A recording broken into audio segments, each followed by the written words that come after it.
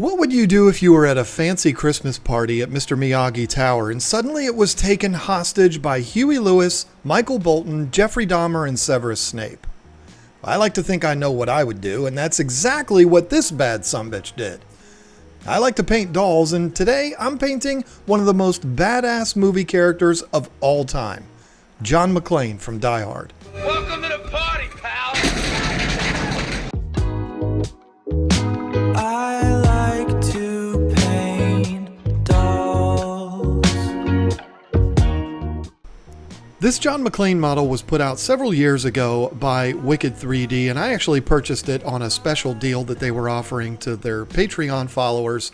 I printed out the figure himself with standard resin on my Anycubic P1, and then for the base I wanted to do that in transparent because there's broken glass on the top, and if you've ever seen the movie you know how critical that broken glass is, so I really wanted to be able to highlight that.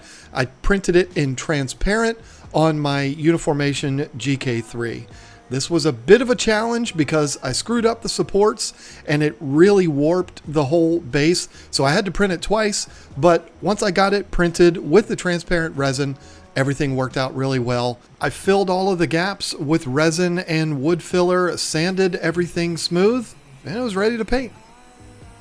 Now I have a rule when it comes to painting these models. I like to start with the bases and get them done entirely before I move on to the prize that is the statue. And this base is a little Mr. Miyagi tower. It's absolutely adorable, but it has that broken glass on the top, which is transparent. So I had to mask that off to not get any primer or anything like that on it. I primed the bottom of the base, the building part, with gray primer, and then I used a Tamiya, it's supposed to be chrome rattle can paint to paint around to represent the windows. The building is full of mirror type windows, and so that's what that's for. It worked out pretty well. They're really small, so it kind of made the point. But once I had that chrome on there, I had to pull all that masking off and then do the reverse. I had to mask the building itself so that I could spray the transparent parts, the glass parts, with a gloss top coat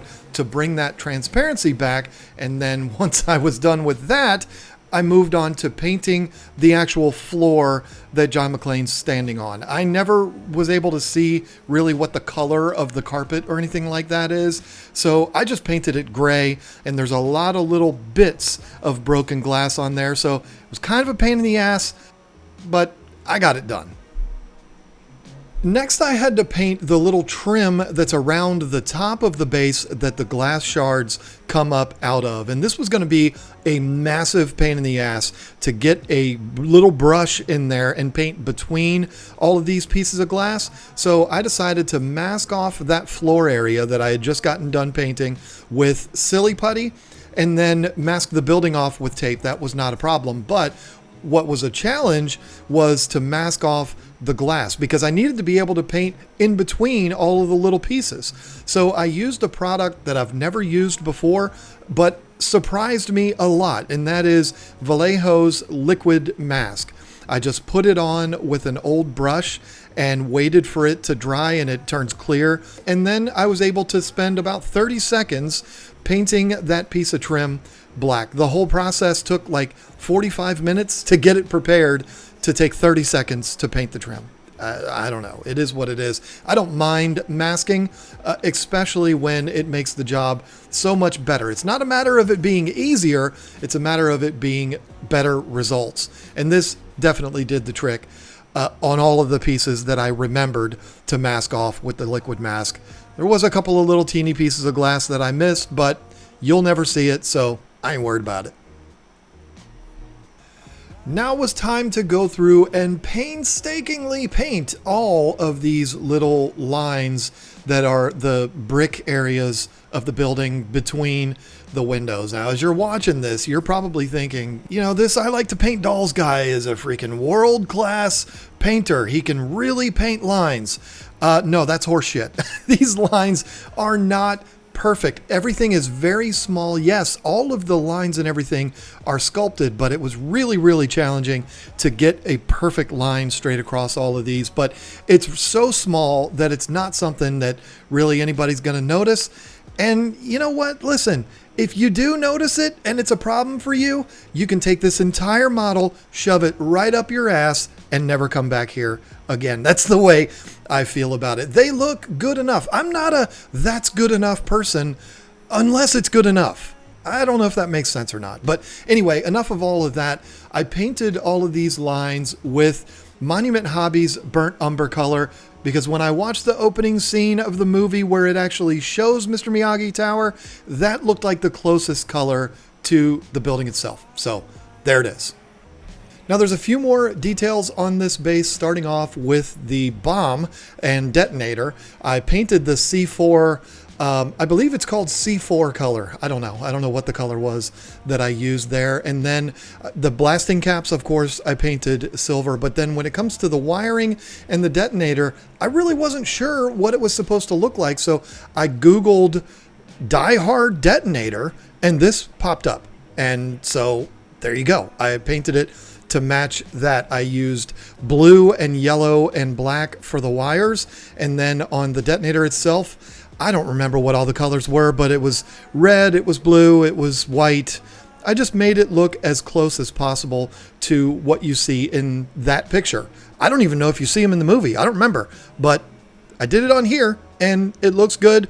Nobody will probably ever see it, but I like it. It looks neat.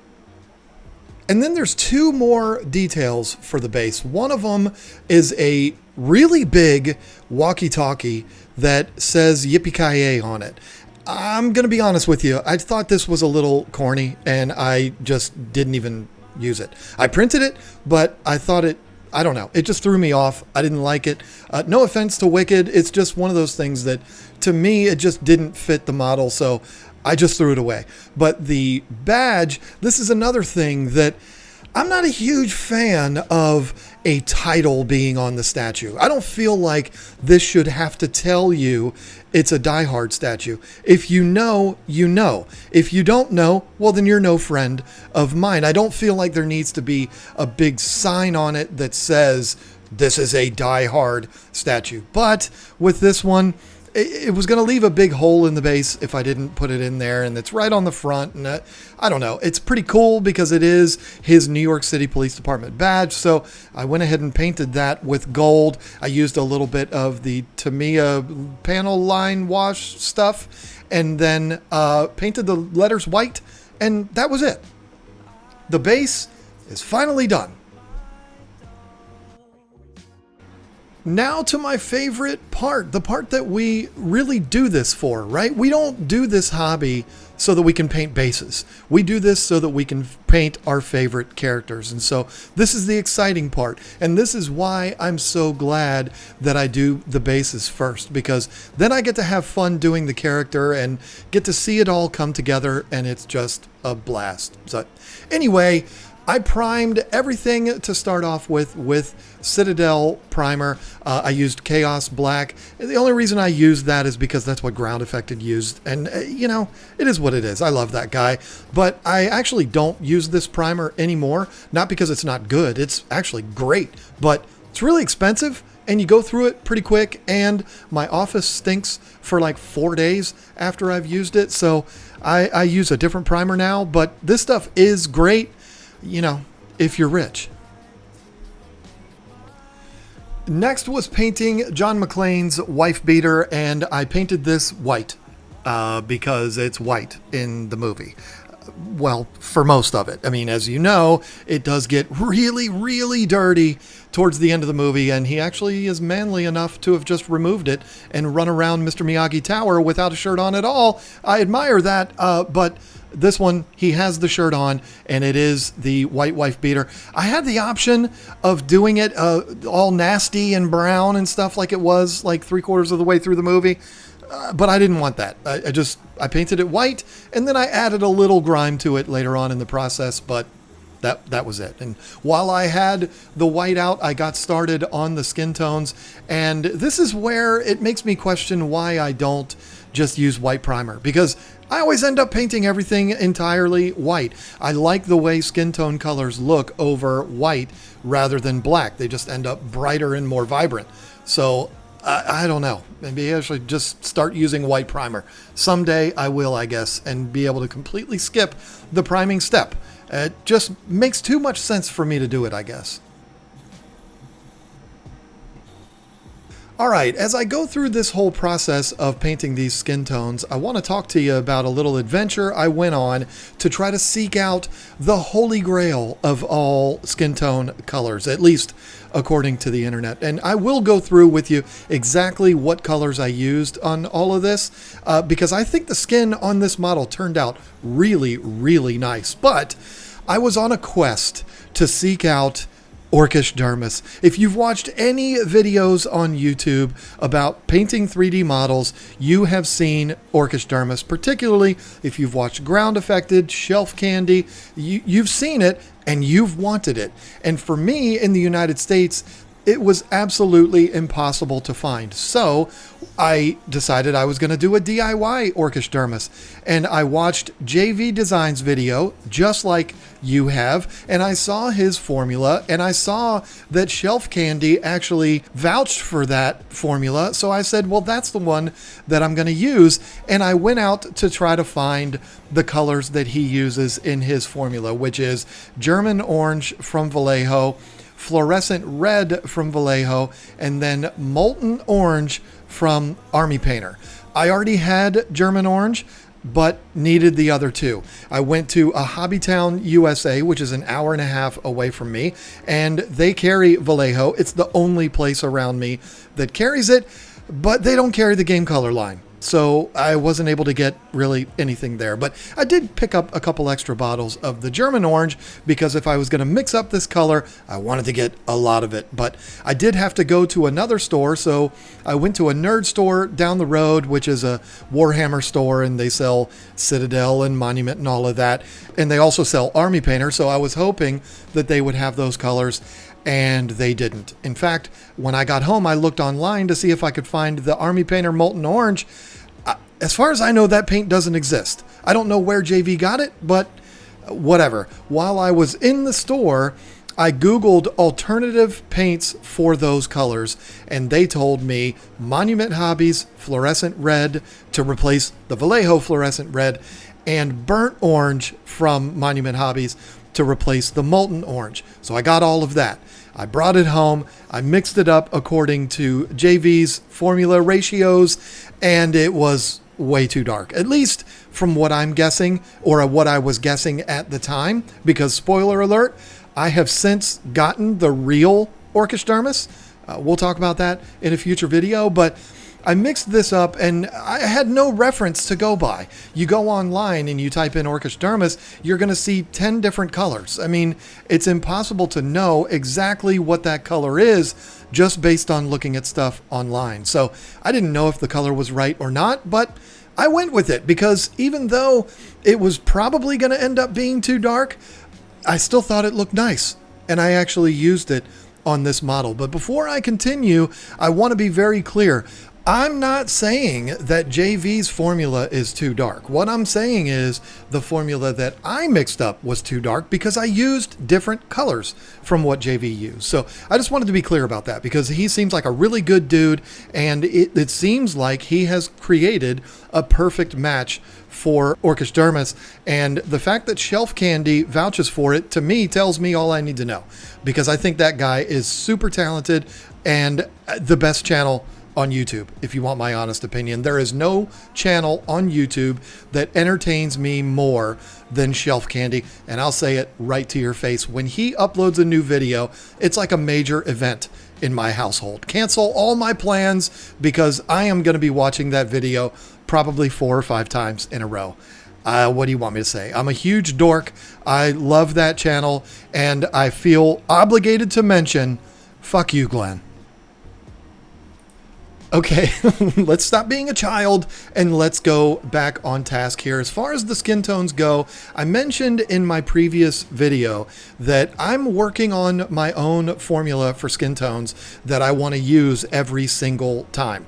And I'm close. I'm getting there. As a matter of fact, at the time of recording this voiceover, I'm a lot closer than I was even on this video here that I filmed like a month ago. But and that's mainly because I've gotten a couple of new colors. Anyway, for this particular model, I started out with the violet red like I always do, and then I went to Vallejo Brown Rose. I absolutely love that color, but it is very, very pink, especially when you're putting it over top of red violet. And so to tone that down, I used a new color. New to me, it's not new to the industry.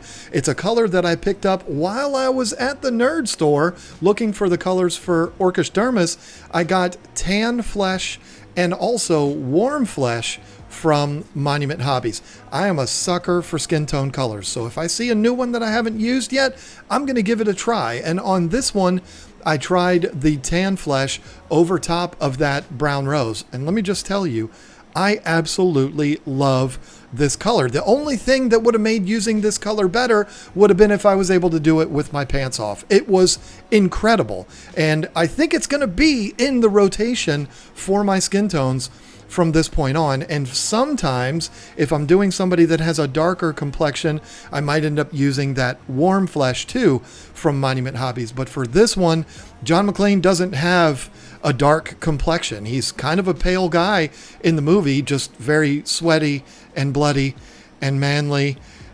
And I didn't mean for this to get weird, but anyway, I didn't use the Warm Flesh on this one. I used Violet Red, Brown Rose, and then Tan Flesh from Monument Hobbies. And then on top of that, on the highlight areas, I used Basic Skin Tone from Vallejo. Then I used my DIY Wrong Formula Orcish Dermis on the shadow areas. And it did work really well in this situation.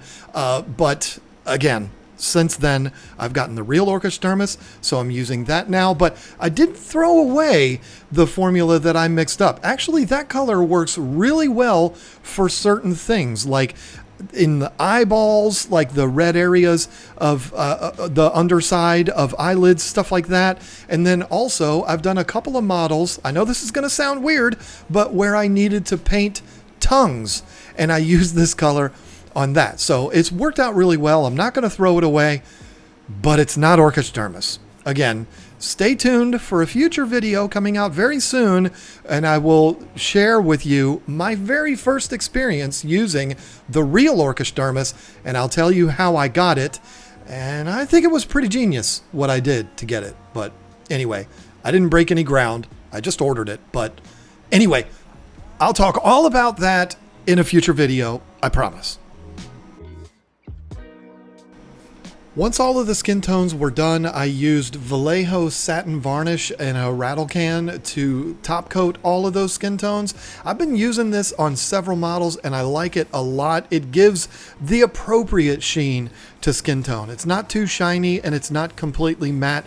It just makes it look more lifelike, and I absolutely love this stuff. And then once I let that entirely dry, which was overnight, I got to work on his pants. I started out masking his feet off with the Silly Putty, and then I painted his pants black gray. I looked at this photo here and I saw that, well, they look black, gray, dark, brown.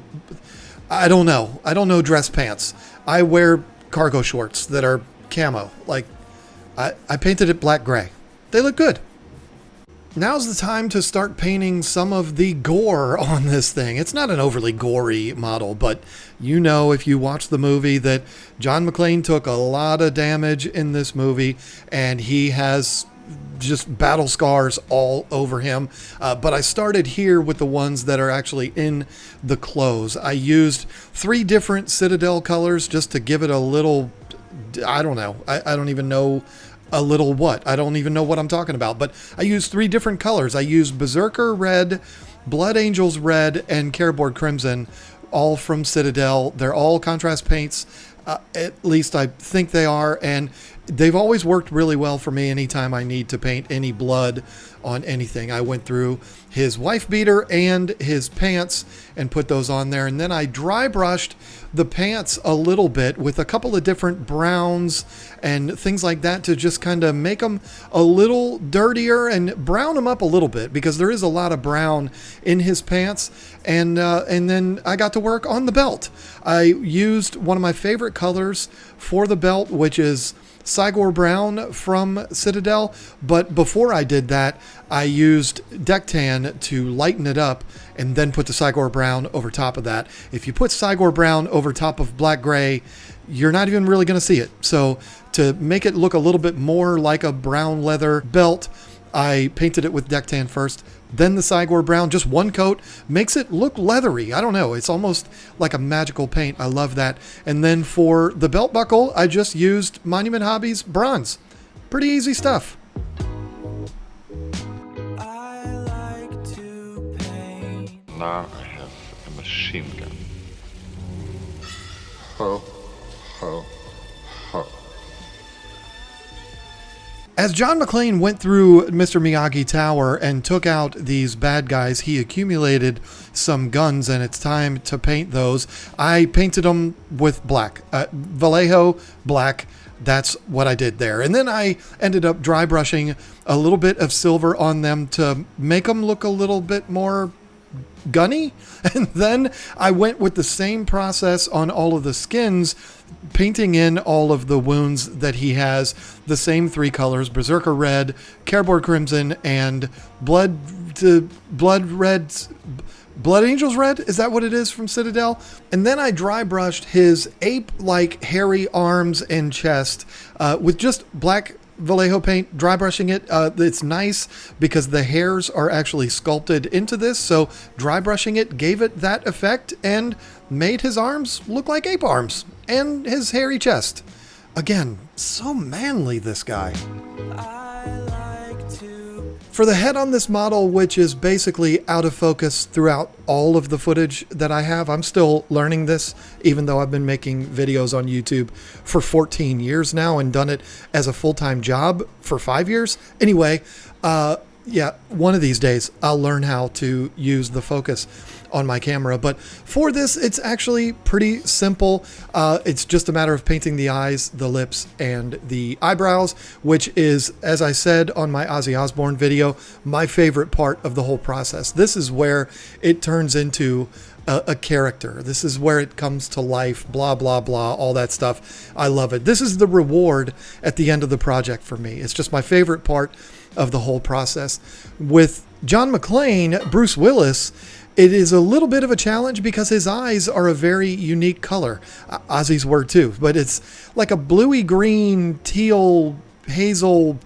I don't know. It's like every color in the world, but I made them mainly a bluish green. The eyes are very, very small, so it was a bit of a challenge, but I start out with Wraithbone from Citadel, and then I use a dark color for the main shape of the iris, and then I come in with the colors on top of that, like I said, the blue and the green.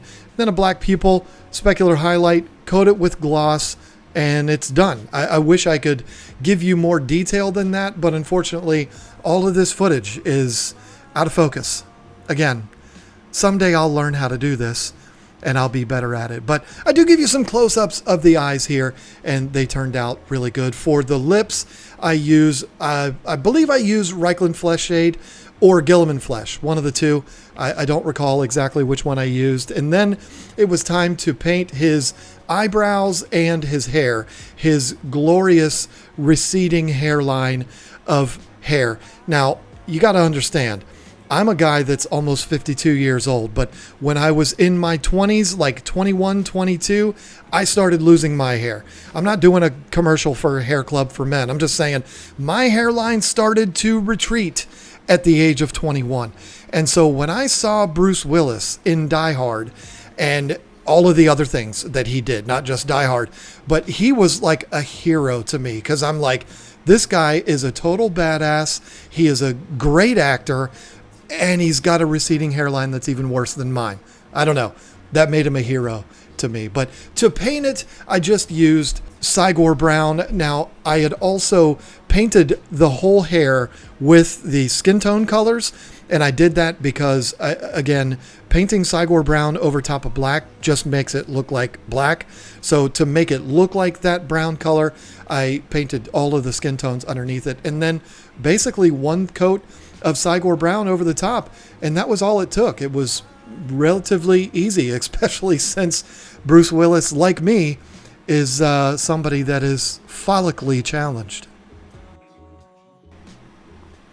So full disclosure here, I just started in this hobby back in December. So it's been, 6 months, a little over 6 months that I've been doing this. But I'll tell you, one of the very first models I had my eye on when I got into this world is this John McClane model. So I was super excited to get this done. It was a lot of fun to do. Didn't turn out perfect. Those of you that are experienced in making models have probably seen the massive flaw that's in this. And I guess I have to point it out to you. Yes, it's true. The gaps between the skin and his wife beater are very, very visible. I didn't realize that until the model was basically being glued up. And if I had to do it all over again, I would have glued the head and the arms to the body and then filled that gap and just masked it and all of that. It wouldn't have been a big deal. But at the point when I realized that this was a thing, I was just like, you know what? It's not that big of a deal. I'm going to leave it the way it is. I'm really happy with it. And that's all that matters. I mean, like I said earlier, if somebody comes in here and they see those gaps and they say, oh man, you really half-assed that one, didn't you? My response to them is just going to be, you can just fuck right off.